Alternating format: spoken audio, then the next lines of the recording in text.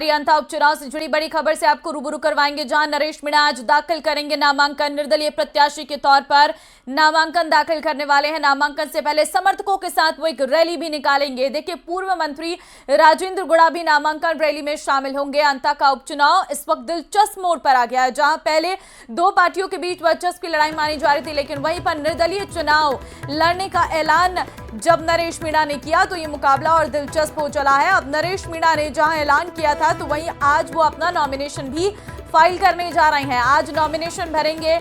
2008 में कांग्रेस के प्रमोद जैन भाया जो है अंता विधानसभा सीट से जीते थे। ये अंता विधानसभा सीट का इतिहास रहा है। 2013 में यहां पर बीजेपी के प्रभुलाल सैनी विजय रहे। हर 5 साल में सरकार बदलती है और कांग्रेस में 2018 में फिर प्रमोद जैन भाया को मैदान में उतारा और उन्होंने जीत दर्ज की। तो 2023 में बीजेपी के कंवरलाल मीणा जीते थे।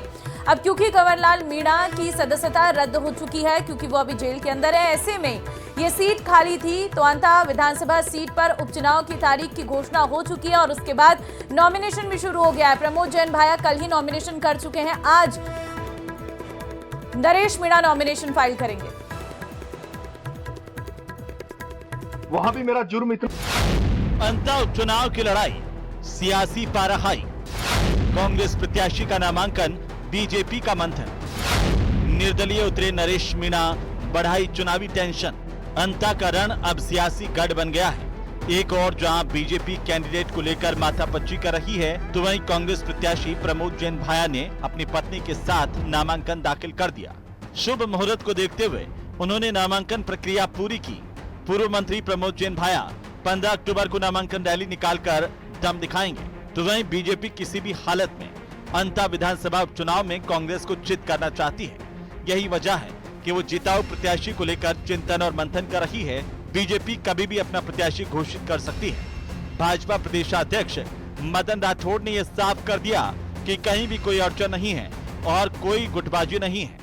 सीट हमारी जी, और वो हम जीतेंगे, इसमें कोई चिंता वाली बात नहीं है। हमारा संगठन बने, हमने अपने संगठन को बिल्कुल बूथ लेवल तक तैयार किया। बूथ समिति है जिसमें इतनी बड़ी संख्या में 30-30, 25-25 कार्यकर्ता हमारे, महिला है, पुरुष है, सभी वर्गों का इसमें समावेश है। और हमने बूथ समिति को सुदृढ़ किया, मंडल किए, जिला तक हमारा काम अच्छा है, नेटवर्क तैयार। दूसरा, राजस्थान सरकार ने जो विकास किए वो भी हमारा मुद्दा बनेगा। अब बात करते हैं अंता उपचुनाव के चुनावी कैलेंडर की।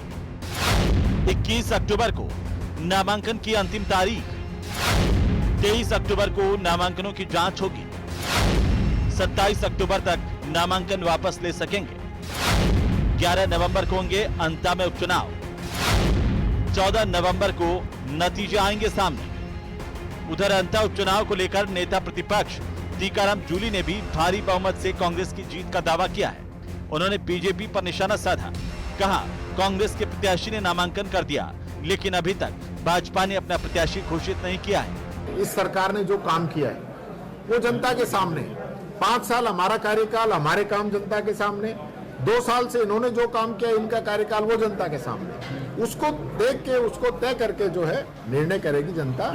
ये लोग गरीबों को पेंशन तक नहीं दे पा रहे, युवाओं को नौकरी के नाम पे ठगने का काम किया है। भारतीय जनता पार्टी डरी हुई है, अभी तक कैंडिडेट नहीं मिल रहा इनको। अंता में 2,26,227 मतदाता वाली विधानसभा की सीट के लिए जीतने हारने से कांग्रेस और भाजपा दोनों ही दलों में कोई ज्यादा बड़ा फर्क नहीं पड़ेगा। लेकिन भाजपा के लिहाज से इस सीट की जीत या हार का सियासी संदेश काफी दूर तक जाएगा। संभावना है कि वसुंधरा राजे, कंवरलाल मीणा के परिवार या अपने समर्थक प्रभुलाल सैनी में से किसी एक को टिकट दे सकती हैं, क्योंकि वे पहले भी यहां विधायक रह चुके हैं। अब देखना होगा कि बीजेपी किसे अपना उम्मीदवार बनाती है। Bureau report, news 18 Rajasthan.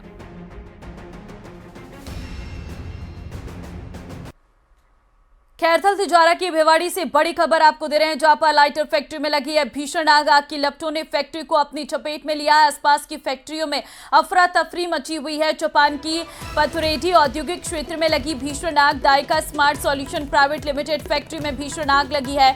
आग इतनी तेज थी कि धुएं के गुबार आसमान में दिखाई दिए। सूचना मिलते ही आधा दर्जन दमकल की गाड़ियां मौके पर पहुंची। आग पर काबू पाने के प्रयास जारी हैं।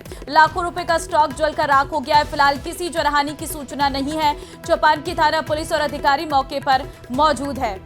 तो आप तस्वीरें देख सकते हैं, आग का ये भयंकर रूप नजर आ रहा है। लाइटर फैक्ट्री में ये भीषण आग लगी है। आग की लपटों ने फैक्ट्री को अपनी चपेट में ले लिया है।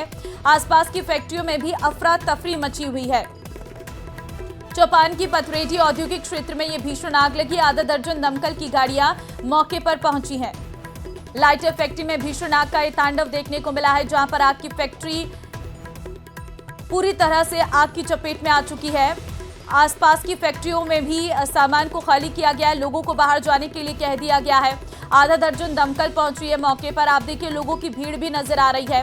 ये पूरा इलाका पूरी तरह से इस वक्त धुएं के गुबार से फैला नजर आ रहा है। और चौपान की पथरेडी औद्योगिक क्षेत्र ये है, यहाँ पर कई कंपनियां हैं। और नितिन हमारे संवाददाता फोन लाइन पे हमारे साथ है। नितिन, अभी क्या अपडेट है? क्या आग पर काबू पाया गया है या नहीं अब तक? जी बिल्कुल, जो Dayka smart solution private limited factory में जो आग लगी थी, भीषण आग लगी थी, और आग इतनी भयंकर थी कि लगातार जो है आसपास की फैक्ट्रियों में हड़कंप मच गया था और कर्मचारियों को तत्काल बाहर निकाला गया था। लेकिन करीब 3 घंटे की मशक्कत के बाद में आग पर जो है पूरी तरह से काबू पा लिया गया है। करीब 1 दर्जन जो रिको की गाड़ियां हैं और नगर परिषद की जो गाड़ियां हैं, नगर निगम, वो सब गाड़ियां जो है मौके पर पहुंच गई थी। करीब 1 दर्जन गाड़ियों ने जो है आग पर काबू पा लिया है। लेकिन ये जो फैक्ट्री है वो लाइटर बनाने का काम करती है। लेकिन फैक्ट्री में जो रखा लाखों रुपए का जो कच्चा माल है और जो तैयार माल था वो पूरी तरह से जल के राख हो गया है। और फैक्ट्री में अचानक लगी आग ने कुछ मिनटों में ही पूरे परिसर को अपनी आग की चपेट में ले लिया था। और आग इतनी भीषण लगी हुई थी कि लपटें जो है बाहर तक दिख रही थी। काले दो धुएं के जो गुब्बार हैं उसने पूरी तरह से आसमान को ढक लिया था। और आसपास जो फैक्ट्री है उनमें हड़कंप मच गया था। लोग आग बुझाने का प्रयास करने लगे। तत्काल पुलिस प्रशासन को सूचना दी। उसके बाद में दमकल की गाड़ियां मौके पर पहुंची और करीब 3 घंटे की मशक्कत के बाद में जो है आग पर जो है काबू पाया गया है।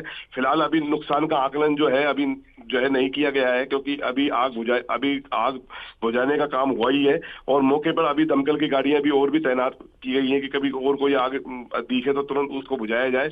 लेकिन अधिकारी जो है, पुलिस भी मौके पर मौजूद है पूरी तरह से, और आग पर काबू पाने जो है पूरी तरह से काबू पा लिया गया है। ठीक है, लेकिन आसपास भी जो फैक्ट्री है, क्या उन्हें भी खाली करने के निर्देश दे दिए हैं? जी बिल्कुल, जो आसपास की जब इस फैक्ट्री में आग लगी थी तो आसपास की फैक्ट्रियों में आग नहीं फैले, उसको लेकर जो है वहाँ के जो कर्मचारी थे उनको तत्काल बाहर निकाल लिया था। और इस फैक्ट्री में भी जो अंदर कर्मचारी काम कर रहे थे उनको भी जो है बाहर निकाल लिया था। कोई जनहानि की अभी कोई ऐसी सूचना भी नहीं है। लेकिन फिलहाल जो है आग इतनी भीषण थी कि धुआं के जो गुब्बार है वो ऊपर हवा में भी दिखे और फैक्ट्री से बाहर निकलते हुए दिखे। लेकिन आसपास की फैक्ट्रियों तक आग नहीं पहुंच पाई, क्योंकि तत्काल दमकल की जो गाड़ियां हैं मौके पर पहुंच गई थी और उन्होंने आग पर पूरी तरह से काबू पा लिया है। ठीक है नितिन, धन्यवाद आपका तमाम जानकारी देने के लिए। तो अच्छी खबर है कि आग पर काबू पा लिया गया, लेकिन करोड़ों का यहाँ पर नुकसान बताया जा रहा है।